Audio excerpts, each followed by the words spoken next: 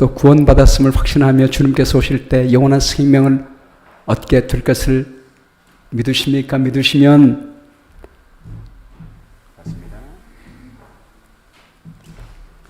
아멘으로 좀 화답해 보실까요? 라고 물었습니다.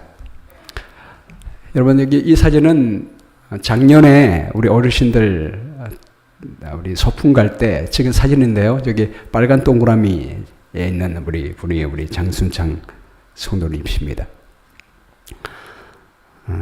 그래서 제가 마지막 호소하면서 힘이 없지만 아멘 하며 좀 대답해 보시겠습니까? 라고 했습니다. 제가 영상을 잠깐 좀 들어드릴 테니까 우리 볼륨 좀 나올 수 있으면 나오게 좀 해주십시오. 아시지 마세요. 왜냐하면 예수님 우리가 부활하면 새 몸을 가지고 이 땅에 있는 단풍놀이보다 훨씬 하게 될 것입니다. 하늘을 여행하게 될 거예요. 하늘을 여행하면 입을 잘 보세요. 이렇게 가요. 아멘. 네, 아멘. 네, 아멘. 네. 여러분 정말 힘든 상태에서 입을 아멘 하고 움직이는 거 보셨습니까?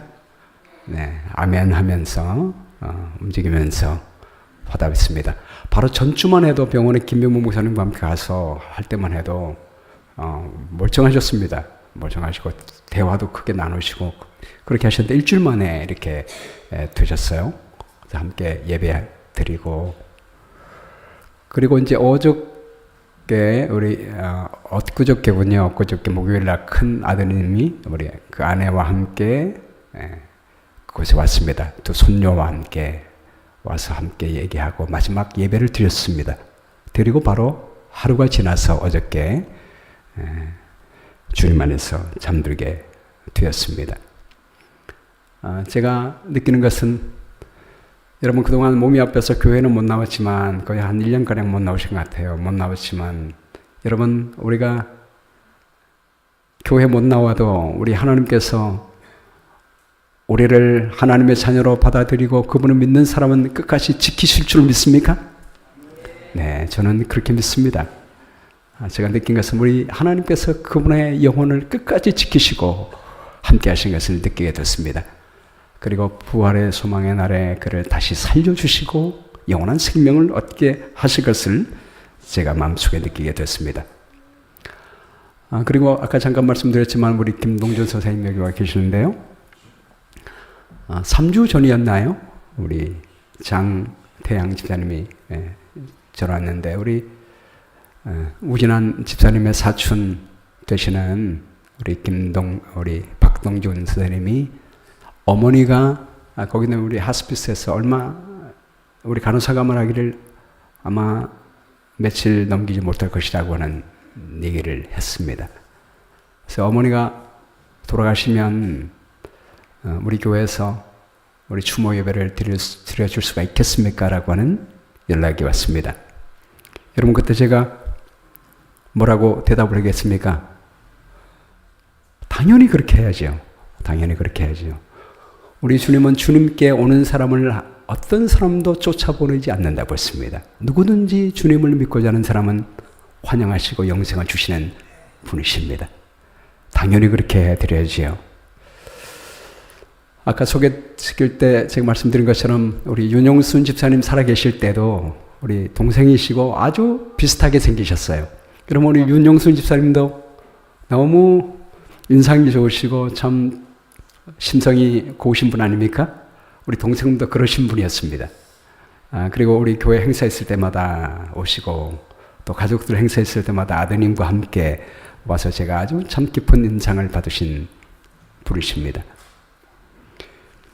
그래서 그러면 돌아가시기 전에 제가 방문하면 좋겠다고 생각해서 집을 방문했습니다.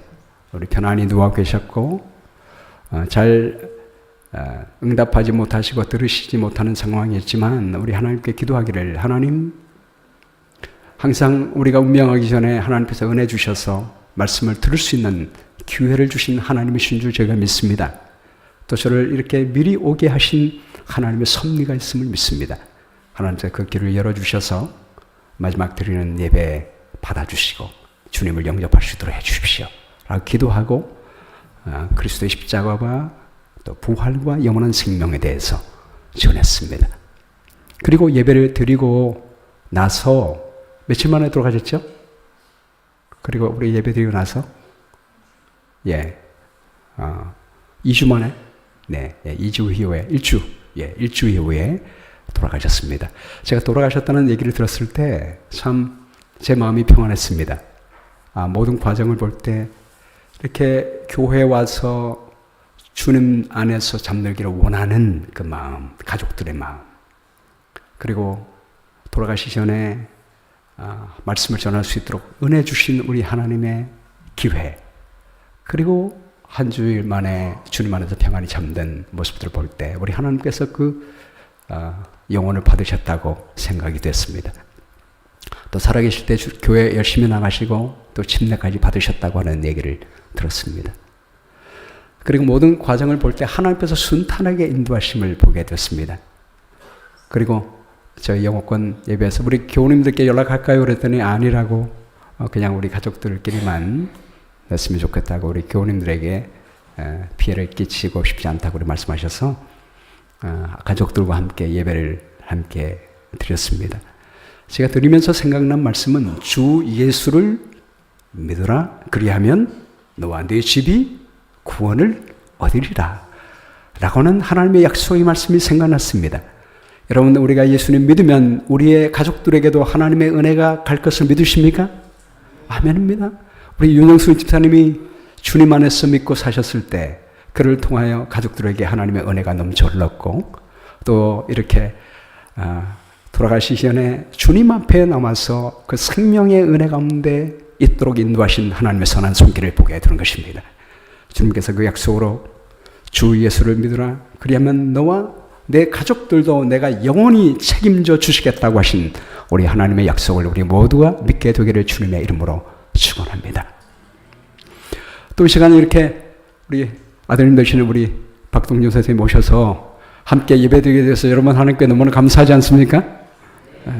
나중에 우리 식사하실 때 뵈면 좀 알겠지만 우진한 집사님을 너무 많이 닮아 있습니다. 그래서 너무 우진한 집사님이 그리웠는데 이렇게 딱 이렇게 자리를 채우시는 모습 볼 때 너무나 든든하고 감사합니다. 여러분, 오늘 본문 말씀에 요한복음 10장 14절 말씀에 나는 선한 목자라, 나는 내 양을 알고 양도 나를 아는 것이 아버지께서 나를 아시고 내가 아버지를 아는 것 같으니 나는 양을 위하여 목숨을 버리노라. 우리 예수님은 선한 목자가 되십니다. 우리가 죽게 됐을 때 선한 목자께서는 우리가 죽도록 내버려 두지 않으셨습니다. 우리를 구원하기 위하여 그분의 목숨까지 버리면서 우리를 구원하시는 분이라고 말씀했습니다. 근데 내가 목숨을 버리는 것은 그것을 내가 다시 얻기 위함이니라고 말씀했습니다.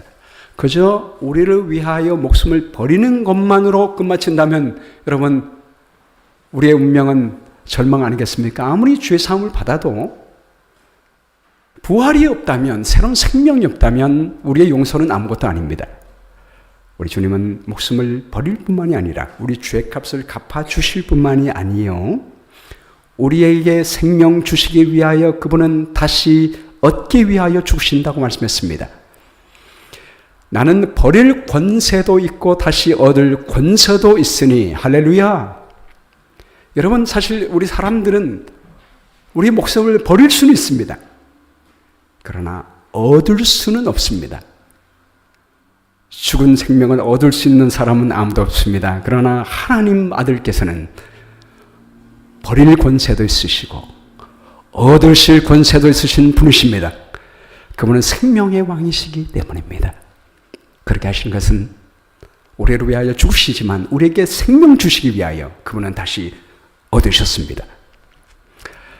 자, 이 말을 했더니 사람들이 믿질 않아요. 이 말씀으로 말미암아 유대인 중에 다시 분쟁이 일어나니 그 중에 많은 사람들이 말하되 그가 귀신 들려 미쳤거늘 어찌하여 그 말을 듣느냐.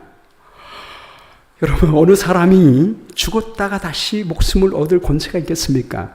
유대인들이 보기에 예수님이 하나님의 아들이심을 믿지 못하는 상태에서는 이 말이 미친 말처럼 들리는 것입니다. 그렇죠? 그랬더니 어떤 사람이 말하기를 귀신이 맹인의 눈을 뜨게 할 수 있느냐? 여러분 지금 이 요한복음 10장의 컨텍스트가 뭡니까? 바로 전에 9장에서 예수님은 소경의 눈을 뜨게 했습니다. 나면서부터 소경되었던 사람의 눈을 뜨게 했어요. 여러분 생각해 보세요. 나면서부터 소경되었으니까 그 시신경이 어떻게 됐겠습니까? 완전히 없습니다. 망막, 각막 아무도 없습니다. 그 눈을 뜨게 하신 것은 창조주 하나님만이 그렇게 하실 수가 있는 것입니다. 우리 예수님이 그 소경의 눈을 뜨게 하신 것은요, 단지 그 소경의 육체적 눈만 뜨게 하신 것이 아닙니다. 그 능력을 통하여 죽은 사람도 살릴 수 있고 우리에게 영원한 생명을 줄 수 있다는 것을 보여주시기 위하여 그 일을 하신 것입니다. 그래서 사람들이 예수님이 그 말씀하실 때 바로 소경의 눈을 뜨게 하신 그분이 능히 그렇게 할 수 있음을 믿겠다고 선언하는 사람들이 있었습니다. 이때가 바로 예루살렘의 수전절이 있었습니다. 겨울이었습니다. 예수께서 성전 안 솔로몬 행각에 거니시니 겨울이니까 예수님이 성전 안에 행각에 걸어 다닐 때 유대인들이 애워싸고 이르되 당신이 언제까지나 우리 마음을 의혹하게 하려 하나이까? 이 의혹하게 한다는 말의 표현은요, 우리 마음을 불안하게 하십니까? 초조하게 하십니까? 라는 말입니다. 여러분 왜 유대인들이 초조해 할까요? 왜 불안해 할까요? 여기 수전절이라는 말과 관계가 있습니다. 이 수전절은 지금도 유대인들이 하누카라고 하는 절기를 지금도 지키고 있습니다. 이 수전절은 기원전 2세기경에 셀류코스 왕조의 안티오코스 에피파네스 4세가 헬라의 왕이었죠. 예루살렘 성전을 점령하고 성전을 모독하는 일을 합니다. BC 173년입니다.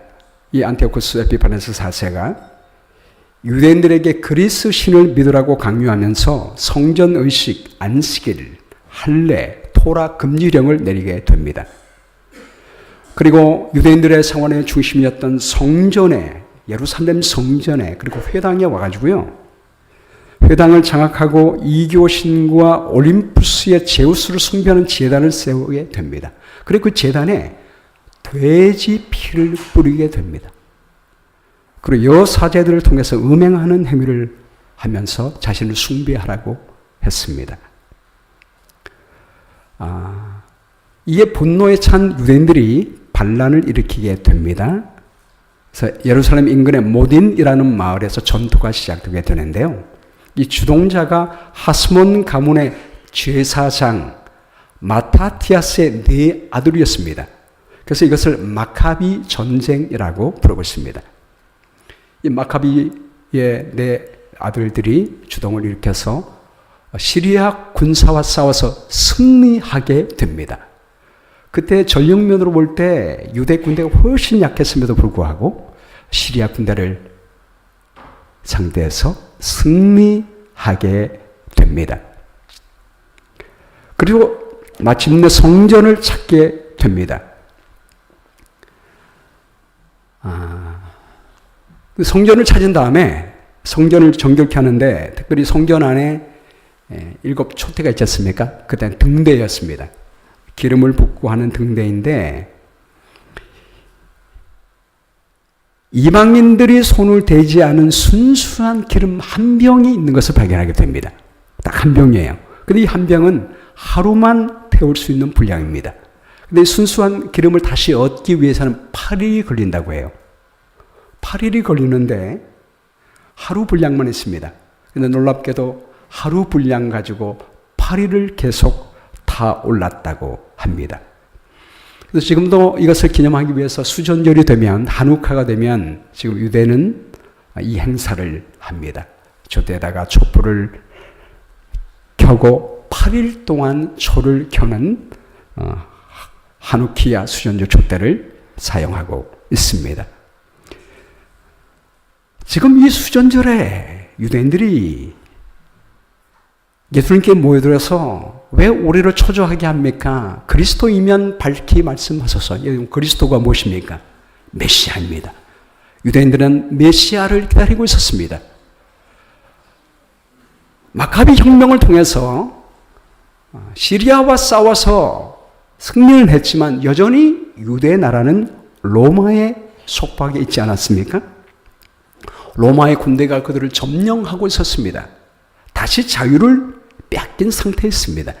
그러므로 유대인들은 간절히 메시아를 기다리는 것입니다. 다시 우리를 해방시켜서 영원한 자유를 줄 메시아를 기다리는 것입니다. 근데 우리 예수님께서 사시는 모든 모습을 보니까 그분의 메시아 같아요. 근데 한편에 유대인들은 그렇지 않다고 믿습니다. 그러니 밝히 당신이 그리스도인지 메시아인지 우리에게 말씀해 주십시오라고 말하고 있는 것입니다. 여러분, 지금도 이스라엘과 하마스가 전쟁을 하고 거의 막바지에 가는데 끝이 없는 전쟁 속에 있는데 헤즈볼라가 공격을 하려고 합니다. 헤즈볼라를 공격하며 이란도 공격합니다. 중동 전쟁으로 번질 가능성이 있습니다. 그럼에도 불구하고 이스라엘은 수많은 위험을 무릅쓰고라도 헤즈볼라를 공격합니다. 왜 그럴까요? 불안감이 있기 때문에 그래요. 그러면 과거의 유대인들이 오랜 역사 동안에 탄압받고 핍박받은 역사가 있지 않습니까? 겨우 좁은 땅을 얻었는데 이 자유를 언제 누군가가 공격하면 하마스가 공격했을 때 한꺼번에 평화가 깨져버렸듯이 앞으로도 언제나 자신들을 위협하는 이슬람 세력이 있으면 이 자유와 평화가 깨져버리고 잃어버린다고 하는 불안감이 있는 것입니다. 그래서 그 세력을 없애지 않고는 잠을 자지 못하는 거죠. 두려움과 불안 속에서 이런 전쟁들이 이루어지는 것입니다. 여러분, 이스라엘뿐만이 아니죠. 우리 모두가 두려움이 있습니다. 지금 우리 가정이 내 건강이 건강한 것 같지만 언제 내 건강과 또 가정을 잃어버릴지 모른다는 불안감이 있습니다. 지금 구원받았지만 이 구원의 영생을 언제 잃어버릴지 모른다는 불안감이 우리 마음속에 있는 것입니다. 그 불안감으로 유대인들이 묻습니다. 초조한 마음으로 말합니다. 그리스도이거든 말해 주십시오. 그때 우리 주님이 하시는 말씀은 이것입니다. 예수께서 대답하시되 내가 너에게 말하였으되 믿지 아니하는도다. 우리 예수님은 이미 그분이 그리스도이심을 나타내 주셨습니다. 여러분, 소경을 고친 그 자체가 그분의 능력을 나타낸 것이 아닙니까?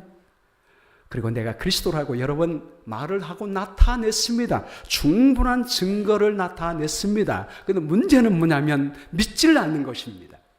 믿지 않는 것입니다. 여러분, 지금도 우리 하나님은 은혜로 우리를 돌보고 계십니까? 제가 늘 하는 말이, 여러분, 이 지구가 말이에요. 태양과 조금만 가까이 가도 타 죽습니다. 그렇죠? 조금만 멀리 가도 얼어 죽어요. 정확히 생명존이 있습니다. 그 생명존 안에 지구가 있습니다. 놀라운 것은 공존을 해도 항상 그 괴다운에 있으며 태양이 공존한다고 그랬죠?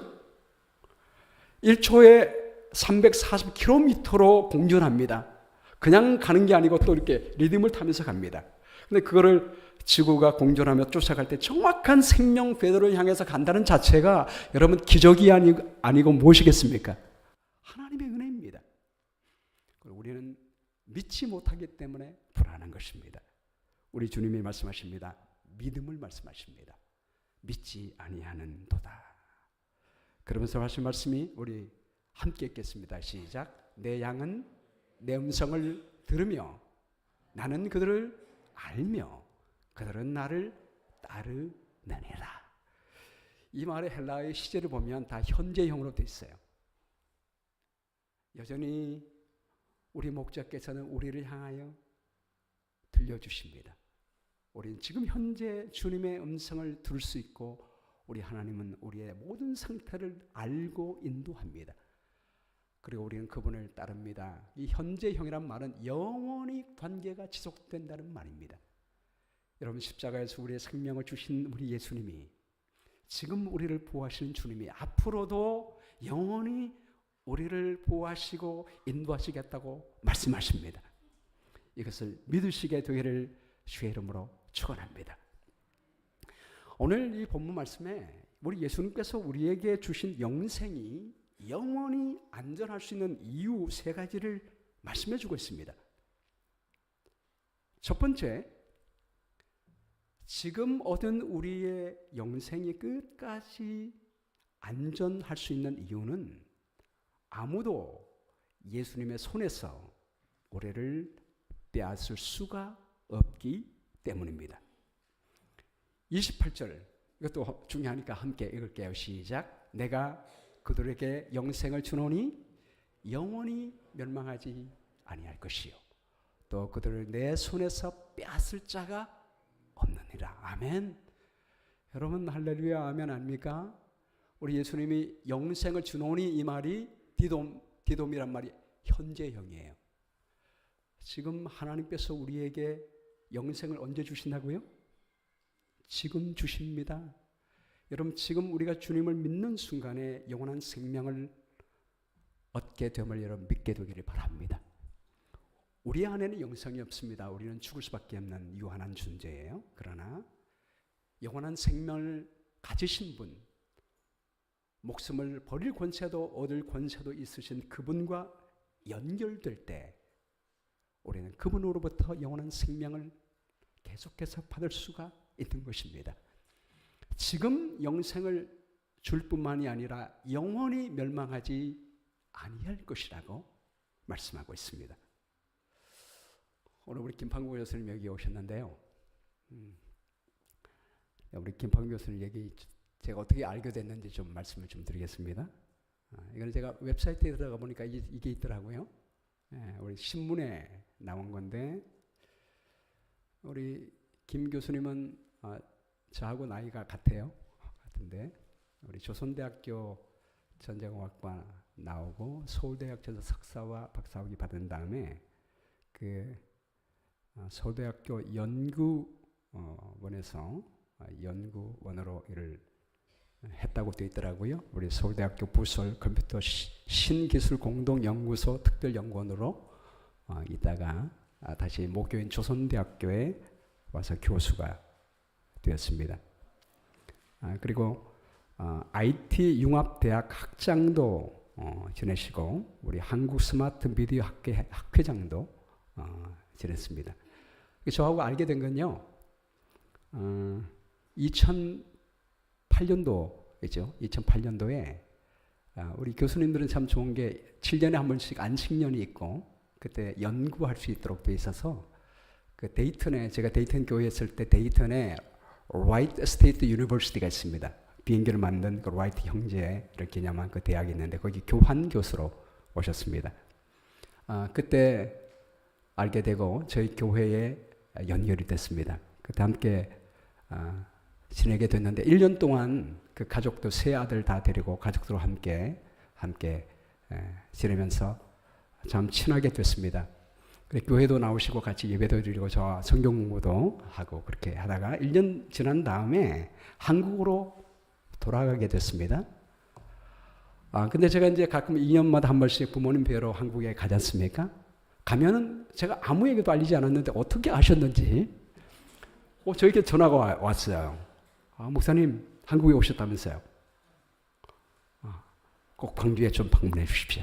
근데 제가 거기 2주만 갖고 가면 한 주는 우리 처갓집, 한 주는 저희 친가 이렇게 가족들과 함께 부모님과 함께 시간을 보내기 위해서 친구도 만날 시간이 없습니다. 그래서 친구들도 하루에 그냥 모여 집합 그래가지고 한 번 식사하고 그렇게 말기 때문에 그 광주 갈 시간이 없었습니다.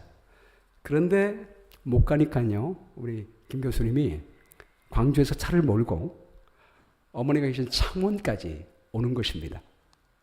와가지고 저희 어머니들이라고 과일도 선물해 주시고 또 식사도 사주시고 선물까지 주고 가는 것입니다. 얼마나 감동이에요? 그 많은 분들이 이만큼 해줘도 이만큼 감사하는 분이 있는 반면에 이만큼 해줬는데 이만큼 감사하는 분이 있어요. 우리 김 교수님이 그런 분이었습니다. 근데 그렇게 한 번으로 그친 것이 아니라 갈 때마다 전화하시는 거예요. 그때 시간이 없다고 했더니 또 그렇게 오셨어요. 2번이나 그렇게 오셨습니다. 세 번째 한국에 갔을 때는 또 전화가 오신 거예요. 이번에는 또 오게 할 수 없어서 제가 광주에 갔습니다. 갔더니 앞에 호텔에다가 다 예약해놓고 또 사모님을 통해서 전주 한옥마을까지 다 구경시켜 주시고 그랬습니다. 그리고 몇 년 전에 저희 장인 어른 돌아가시게 됐을 때 알리지도 않았는데 바쁘시니까 본인은 못 오신다고 큰아들 재하를 보낸 것입니다. 전혀 알리지도 않는데 어떻게 하셨는지 바쁘면 못 올 수 있는데 본인이 못 온다고 큰아들까지 보냈습니다. 여러분 얼마나 제가 감동이겠습니까? 그리고 지금 16년이 지난 지금 이제 올해가 안식년이에요. 안식년을 맞이해서 저희 집에 와서 시간을 함께 보내고 싶다고 9일을 빼서 저희 집에 온 것입니다. 여러분 그 의리가 대단하지 않습니까? 그 관계가 한번 맺은 관계가 계속해서 가는 것을 보게 되면서 제가 이 말씀을 드리는 이유는 여러분 우리 사람도 이러한데 우리 하나님은 어떠시겠습니까? 우리 예수님은 우리에게 영원한 생명을 주되 영원히 멸망치 않도록 하시겠다 말씀했습니다. 근데 지금 영원히 준다는 말은 현재형인데요. 멸망하지 않는다 이 말은 부정과거예요. 여러분 이 부정과거는 헬라어에서 한 번의 사건을 이야기하고 있습니다. 근데 과거형이면서 영원히 멸망하지 않을 것이다. 또 미래 가정법을 사용하고 있습니다. 그럼 뭘 말하고 있을까요? 미래에 가정되는 한 사건 뭘 말하고 있습니까?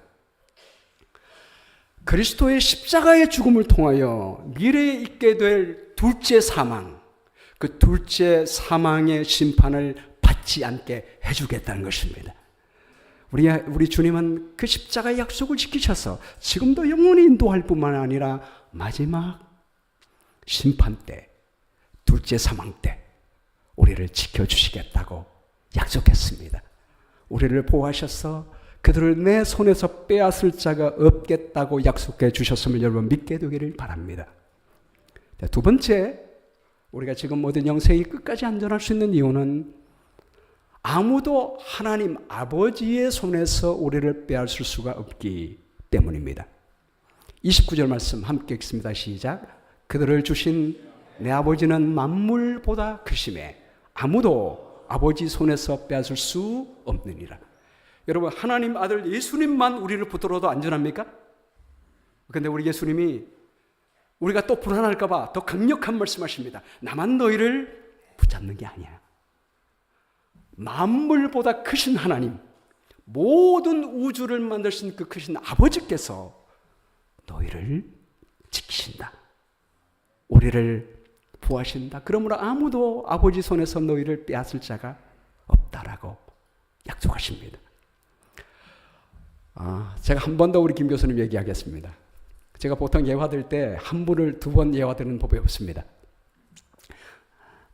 근데 오늘 특별한 의미가 있고 제가 항상 이 예화를 할 때는 하나님께 아침에 기도해요. 말씀을 다 금하신 다음에 하나님께 기도하면서 하나님 우리 교우들이 하나님의 성경 속에 있는 하나님일 뿐만이 아니에요. 지금도 살아계신 하나님을 알게 하기 위해 지금 역사하시는 하나님의 일에 대해서 말씀해 주십시오. 항상 하나님께서 예화를 주셔요. 근데 이번에 이 말씀 속에 정말 적합한 얘기 2가지가 있어서 왜 2개나 합니까? 그랬더니 의미가 있다라고 말씀했습니다. 제가 이거 끝난 다음에 그 의미를 좀 말씀드릴게요. 이번에 이제 오셔서 같이 이제 식사하는 중에 이런 얘기를 했습니다. 목사님 제가 담배를 왜 끊는지 아십니까? 처음에는 채식하는 것을 얘기했습니다. 데이트에 오기 전에 그때 채식을 하게 돼서 그때부터 지금까지 채식을 한다는 거예요. 그 얘기를 쭉 나눈 다음에 담배를 왜 끊는지에 대해서 얘기하는데 지금 우리 김 교수님의 세 아들입니다. 제 중간에 있는 아이가 제하 큰 아들이고 오른쪽에 있는 아이가 제강이 둘째 아들이고 왼쪽에 있는 아이가 제하 셋째 아들인데 2 아들이 있을 때 TV를 딱 보면 이쪽에 한 아들, 이쪽에 한 아들 있으면 얼마나 든든한지 알 수가 없습니다. 목사님께는 죄송하지만 제가 아이가 없으니까 근데 두 아들이 다 있을 때 얼마나 든든한지 알 수 없습니다. 그런데 셋째 아이가 딱 생기니까 두 아들이 있고 한 아이가 더 생긴 거예요. 그 무게감이 말할 수가 없었다는 거예요. 아빠로서의 이 세 아이를 먹여 살려야겠구나 라고 하는 그 아빠로서의 그 중압감이 굉장히 컸다는 것입니다. 이 아이를 잘 키우려면 내가 건강해야 되겠다. 내가 담배 피다가 폐암 걸려서 죽으면 안 되잖아요. 그래서 우리 아이들을 아빠 없는 아이로 만들면 절대로 안 되겠다. 내 몸은 내 몸이 아니라 내 아이들의 몸이야. 내 가족의 몸이다. 그걸 인식하고 그 순간부터 담배를 딱 끊었다는 겁니다. 여러분 너무 감동적이지 않습니까? 자기 자녀를 아마 여기 있는 모든 부모님들이 다 그럴 거예요. 자녀를 위해서라면 모든 내 목숨까지 바치고자 하는 마음이 있게 될 것입니다. 여러분 우리 하늘 아버지는 어떻겠습니까, 여러분? 우리 인간 아버지도 그런데 하늘 아버지는 어떠하겠습니까? 제가 사실 이제 이 예배를 하기 전에 우리 교수님께 아침에 허락을 듣게 되기 때문에 하겠다고 얘기했더니 하지 말라는 거예요. 너무 쑥스럽고 화끈거리니까 하지 말라는 거예요. 그리고 정하시려면 제가 간 다음에 하십시오. 그리고 하나도 아니고 두 개씩이나 제가 그 이유를 얘기했습니다. 아마 하나님께서 이거를 교수님에 대한 얘기를 두 개를 말씀하시는 이유는 우리 교수님이 저에게 그렇게 얘기했거든요. 그때 이제 데이톤에 있을 때 예배도 드리고 성경 공부도 했지만 돌아가서 남해 제가 호남 앞에 있는 우리 김재현 목사님 그때 남성교회 있을 때 제가 연락드리고 또 함께 만나기도 하시고 연결시켜드렸지만 바쁘고 그러니까 교회는 나가지는 못했습니다. 못했는데 이번에 저희 집에 와서 하신 말씀이 이번 여행에 제가 특별히 목사님 댁에 온 것은 인생의 중요한 의미를 찾고 싶어서 왔습니다. 목사님 집에 오면 목사님은 그거를 좀 도움을 줄 것 같아서 왔습니다. 그 말씀을 했거든요. 우리 하나님께서 그 마음을 보신 것 같아요. 그래서 제가 뭐라고 말씀했냐면 오늘 이 이야기를 하는 것은 우리 교수님도 아들을 그렇게 사랑하는데 우리 하늘 아버지께서 우리 교수님을 얼마나 사랑하겠습니까? 하나님 아버지께서 우리 교수님을 그렇게 사랑하심을 알았으면 좋겠습니다. 그런 의미에서 오늘 이 말씀을 드린 것입니다. 처음에는 제가 이 얘기하면 너무 쑥스러워서 제가 이 말 할 때는 밖에 나가 있겠대요. 근데 아니라고 이 말씀 바로 교수님을 위해서 필요한 말씀이니까 계시라고 그렇게 말씀했습니다. 교수님, 우리 하나님 아버지께서 교수님을 그렇게 사랑하심을 믿게 되기를 바랍니다. 여러분 우리 모두 마찬가지입니다. 모든 만물을 지으신 우리 아버지께서 여러분 우리 모두를 그렇게 사랑하심을 믿게 되기를 바랍니다. 우리 예수님께서 겟세마네 동산에서 기도하신 다음에 제자들에게 이렇게 말씀했습니다. 보라 너희가 각각 제 곳으로 흩어지고 나를 혼자 둘 때가 오나니 벌써 왔도다. 제자들이 있지만 폭도들이 주님을 죽이기 위하여 잡으러 왔을 때 제자들마저도 다 버리고 도망할 것을 주님은 아셨습니다. 그러나 내가 혼자 있는 것이 아니라 아버지께서 나와 함께 계시느니라.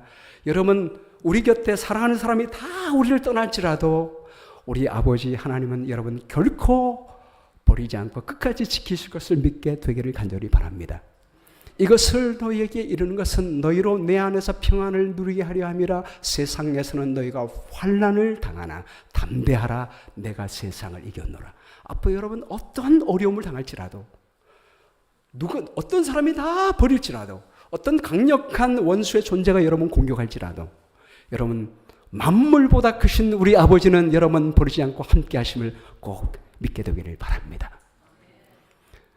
로마서 8장 31절 말씀에 그런즉 일에 대하여 우리가 무슨 말 하리요? 만일 하나님이 우리를 위하시면 누가 우리를 대적하리요? 자기 아들을 아끼지 아니하시고 우리 모든 사람을 위하여 내주시니가 어찌 그 아들과 함께 모든 것을 우리에게 내주지 아니하시겠느냐? 살아나시는 우리 예수님이십니다. 그러므로 다른 어떤 피조물이라도 우리를 주 그리스도 예수 안에 있는 하나님의 사랑에서 끊을 수가 없습니다. 마지막으로 우리가 얻은 영생이 끝까지 안전할 수 있는 이유는 예수님과 하나님 아버지 안에서 우리를 영원히 하나 되게 하셨기 때문입니다. 같이 읽겠습니다. 시작. 나와 아버지는 하나이니라. 아멘. 이 하나라는 말은 한 본질 한 품성이란 말이에요. 그러니까 유대인들이 돌을 치려고 하는 것입니다. 이 말은 예수님이 하나님이란 망령되다는 거죠. 돌로 치려 합니다. 그때 예수님께서 왜 나를 돌로 치려 하느냐 말씀하면서 너희가 사람이 되어 자칭 하나님이라 함이로다 그렇게 말합니다. 그때 주님은 성경 말씀에 너희도 하나님의 자녀라고 했는데 어찌 세상에 보낸 하나님의 아들인 내가 하나님의 아들이라 말하는데 왜 이상히 여기느냐라고 말하고 있습니다. 우리 주님은 당신이 신성의 능력을 갖고 우리를 돌보시고 계심을 말하고 있는 것입니다. 그러면서 주신 귀한 말씀이 내가 행하거든 나를 믿지 아니할지라도 그 일을 믿으라. 그리하면 너희가 아버지께서 내 안에 계시고 내가 아버지 안에 있음을 깨달아 알리라. 우리 예수님이 아버지 안에 있고 아버지가 예수님 안에 있는 것처럼 더 중요한 말씀은 요한복음 17장 21절 말씀 같이 시작. 아버지여 아버지께서 내 안에 내가 아버지 안에 있는 것 같이 그들도 다 하나가 되어 우리 안에 있게 하사 세상으로 아버지께서 나를 보내신 것을 믿게 하옵소서. 할렐루야. 여러분 얼마나 놀라운 약속입니까? 우리 예수님과 아버지가 하나 된 것처럼 우리가 아예 그 두 분 안에 있다는 것입니다. 그러니 얼마나 안전한 길입니까? 제가 지지난 주에 우리 천사빛 목회자 협의회 때 갔더니 페블리 교회 목사님이 오셔서 우리 책을 한 권 선물을 주셨습니다. 그 책을 읽어보니까 제 앞에 이런 그분의 간증이 있었습니다. 그분이 이제 처음에 루마니아에 있다가 앤드루스 대학에 가족들과 함께 공부하러 왔습니다. 공산 취하에서 핍박을 피하여 왔으니까 서포트 돈 없습니다. 원치 않는 금식을 해야 되는 것입니다. 어떤 때는 5일을 온 가족이 먹을 것이 없어서 먹지 못하고 지낸 적이 있습니다. 가끔 어떤 분이 통조림 하나 주면 그거 갖고 와서 아이들 먹이고 본인은 굶고 그런 때입니다. 그러다가 아파트에서 연락이 왔습니다. 다음 주까지 아파트 피를 내지 않으면 이 아파트에서 나가야 합니다. 그리고 또 일주일에 전화가 통보가 왔습니다. 이번 학기에 여름까지 학비를 내지 않으면 다음 학기 등록할 수 없습니다. 라고 하는 연락이 왔습니다. 하나님께 간절히 기도했습니다. 아무 응답이 없습니다. 아무리 기도해도 신학하러 와서 하나님 일하러 공부하러 왔는데 먹을 것이 없어서 하나님께 먹을 것을 달라고 하는데 하나님께서 응답하지 않을 때 여러분 그 마음이 어떻겠습니까? 나중에 확 분노까지 화가 났다고 그랬습니다. 기도하면 기도할수록 우울하고 불행한 것입니다.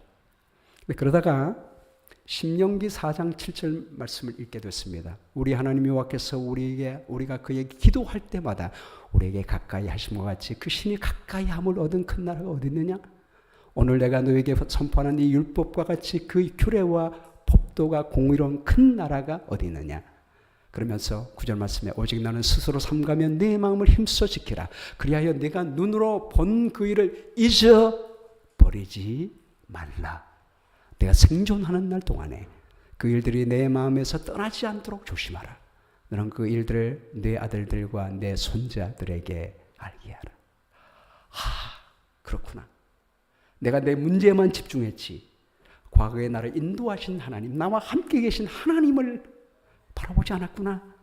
라고는 회개하는 마음과 더불어서 이제부터는 내 문제를 바라보지 않고 과거에 나를 인도하신 하나님을 기억해야겠다 생각했습니다. 아이들과 함께 과거에 성경에 하나님께서 우리를 어떻게 인도했는지도 볼 뿐만 아니고 과거에 하나님께서 우리 가족들을 어떻게 인도했는지 그 이야기를 나누기 시작했습니다. 그랬더니 근심이 사라지고 마음속에 평화가 오기 시작했습니다. 그리고 가만히 눈을 들어보니까 이제까지는 내가 너무 가난하고 배고프니까 나만 봤는데요. 가만히 정신 차리고 평화로운 마음 가지고 주변을 들어보니까 본인보다 훨씬 어려운 사람이 있는 것입니다. 크리스메트 중에 아내가 암에 걸린 사람들, 부모님이 돌아가신 사람들, 그런 사람들이 눈에 보였습니다. 그래서 그분들을 찾아가서 그분들을 위하여 기도해 주었습니다. 그리고 자고 나서 그 다음날 아침이 됐는데 자기 집 문을 누가 두드린 것입니다. 보니까 어떤 분이 누구누구 살지 않습니까? 아닌데요. 그분이 이사 가셨습니다. 그럼 실망스러운 모습을 왜 그렇습니까? 라고 했더니 손에 옷을 들고 있는데 이전에 여기 살았던 분이 옷을 잘 수선하는 분이었습니다. 내가 이 옷을 급한데 맡기로 왔는데 어떻게 하면 좋죠? 제 아내가 루마니아에 있을 때 옷 수선하는 일을 했습니다. 제가 고쳐드릴게요. 그래요? 그러면은 제가 20불을 미리 드릴 테니까 차에 기다릴 테니까 지금 고쳐줄 수 있습니까? 그렇죠? 그래서 자기 아내 다니엘라가 그 옷을 고치고 있는 사이에 이 파블 고요 목사님은 지금 5일 굶었잖아요. 그 돈을 가지고 기다리고 있는 사이에 마트로 갔습니다. 음식을 사서 배가 고프니까 빵을 사서 먹으면서 오는 것입니다. 그분이 그것을 보더니 돈을 받자마자 마트에 가서 음식을 사서 먹는 거 보니까 굉장히 배가 고팠군요. 우리 하나님이 저를 축복해 주셔서 지금 제 트럭 위에 음식물이 채소하고 빵이 있는데 그것들 좀 나눠드려도 될까요? 그렇게 말하는 것입니다. 할렐루야, 얼마나 감사한 일이에요? 달라고. 그랬더니 아파트에 쌓아놓는데 각종 야채 8박스, 큰 박스로. 빵이 큰 박스로 한 박스입니다. 얼마나 감사한지. 그분이 가고 난 다음에 뜯어서 먹으려고 했더니 아내가 말하기를 잠깐 여보, 잠깐. 이거를 8박스로 나누세요. 공평하게. 다 나누고 난 다음에 우리보다 어려운 사람들이 있잖아요. 그분들에게 나누어 주기 전까지는 손을 대지 못합니다. 먹고 싶은 마음은 간절했지만 그 말이 맞잖아요. 그래서 힘들었지만 그렇게 하기로 하고 다 나누고 그 7가정을 다 방문했습니다. 방문했더니 그분들이 눈물을 흘리는 것입니다. 축복을 나누러 갔지만 더 많은 축복을 받고 오게 되었습니다. 그리고 함께 가족들과 함께 음식을 먹었습니다. 잠자고 그 다음 날이 됐는데 테네시에 있는 친구에게 전화가 왔습니다. 아니 왜 지난 일주일 동안 이전의 너의 모습과 다르다? 왜 전화하면 수다 떨고 그러더니 왜 이렇게 조용하고 평안해졌어? 괜찮아. 그냥 괜찮아만 얘기했답니다. 안 괜찮은 것 같은데? 그리고는 하우징 센터에다 전화한 겁니다. 보니까 집세가 밀려있고 쫓겨날 신세가 됐다는 사실을 그 친구가 알게 됐어요. 그동안 아무 이야기 안 하고 오직 하나님께만 기도했습니다. 그 친구가 그 모든 반값을 다 갚아줄 뿐만 아니라 앞으로 3개월 동안 더 살 수 있는 반값까지 디파짓해 줬습니다. 그리고 그 다음날 학교에 가서 자기 사정 얘기를 하고 이번 여름까지는 안 되니까 학비를 좀 유예해 달라고 그랬더니 그럴 필요 없습니다. 누군가가 이름을 밝히지 않은 사람이 당신 학비를 밀린 학비뿐만 아니라 앞으로 1년 학비를 다 내주었습니다. 그렇게 얘기를 하더래요. 그 얘기를 듣고 집에 돌아와서 우편함을 열었는데 그 우편 봉투에 정확히 그동안 여러분 미국은 전기세 내지 않으면 어떻게 됩니까? 전기가 끊어지잖아요. 전기가 끊어질 찰나인데 그 정확한 전기비가 들어있는 것입니다. 할렐루야. 여러분 이분이 어떤 사정도 사람에게 말하지 않았다고 했습니다. 오직 하나님께만 말했습니다. 근데 우리 하나님께서 들으시고 함께 해주셨습니다. 여러분 우리 하나님께서 우리 마음속에 거하십니까? 예, 우리 안에 거하십니다. 여러분 모든 분들의 마음속에 하나님께서 계심을 믿으십니까? 여러분 믿게 되기를 바랍니다.